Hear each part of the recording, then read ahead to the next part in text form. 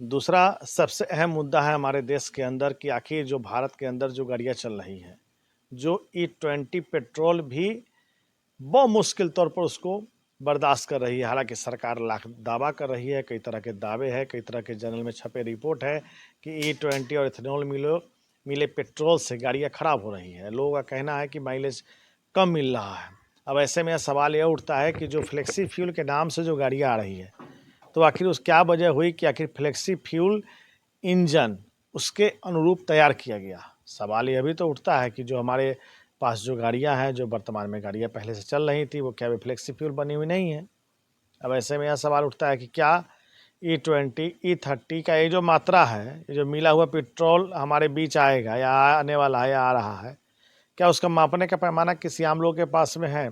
क्या इसको मापने का पैमाना किसी भी पेट्रोल पंप पर है? इसको लेकर के अभी स्थिति स्पष्ट नहीं है। हालांकि स्थिति स्पष्ट इसलिए नहीं सरकार कर रही है कि वह इस कोशिश में है कि शायद इजराइल, ईरान और अमेरिका की जंग समाप्त हो जाए, होर्मुज का रास्ता खुल जाए, आसानी से पेट्रोलियम पदार्थ मिले। लेकिन ऐसा बहुत नज़दीक में होता हुआ दिख नहीं रहा है। आर्थिक मंदी का सबसे ज़्यादा मार अगर देखा जाए तो अमेरिका पर पड़ रहा है। कर्ज के बोझ के तले अमेरिका दबा हुआ है। अब इसको लेकर के मैंने एक खास वीडियो बनाया था कि अमेरिका, भारत जैसे तमाम जो देश हैं, उन पर कर्ज का बोझ कितना है और उस कर्ज के बोझ तले सरकार क्या फैसला लेती है, व्यापारिक समझौते क्या होते हैं, आर्थिक मसौदा किस तरह तैयार किया जा रहा है।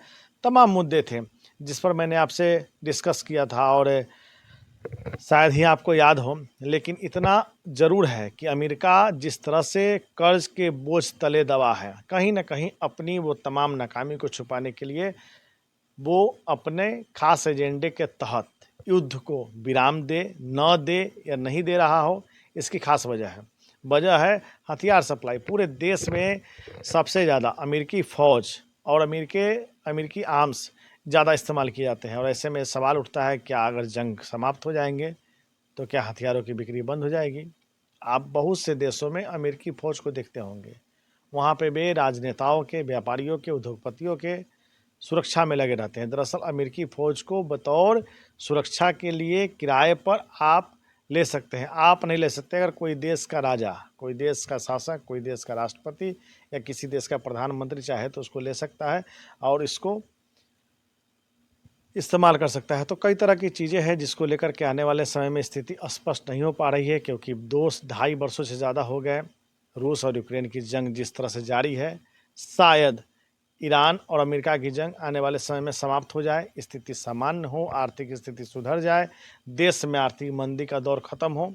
लेकिन यह इतना आसान नहीं है जितना आसानी से हम कयास लगा रहे हैं।